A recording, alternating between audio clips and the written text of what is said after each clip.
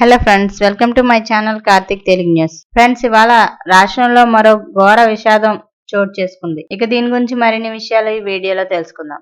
దయచేసి వీడియోని ఎక్కడ స్కిప్ చేయకుండా చివరి వరకు చూడండి ఫ్రెండ్స్. అలా అయితేనే మేము పెట్టే ప్రతి వీడియో కూడా మీకు నోటిఫికేషన్ రూపంలో వస్తుంది. అలాగే మీ ద్వారా మరిన్ని వీడియోలు మరింత మందికి చేరుతాయి. రోడ్డు ప్రమాదంలో నలుగురు దుర్మరణం పాలైన విషాద ఘటన జార్ఖండ్ రాష్ట్రంలో ఇవాళ ఉదయం చోటు చేసుకుంది. ఇక వివరాల్లోకి వెళ్తే, అంగారా పోలీస్ స్టేషన్ పరిధిలోని రాంచీ పురులియా రహదారిపై చంగటి వద్ద ఆటో రిక్షాను ఎదురుగా వస్తున్న ట్రక్ బలంగా ఢీకొట్టింది. ఈ దుర్ఘటనలో ఆటో రిక్షాలోని ఒకే కుటుంబానికి చెందిన నలుగురు తీవ్ర గాయాలతో అక్కడికక్కడే దుర్మరణం పాలయ్యారు. ఇక అందులో 2 మహిళలు కూడా ఉన్నారు.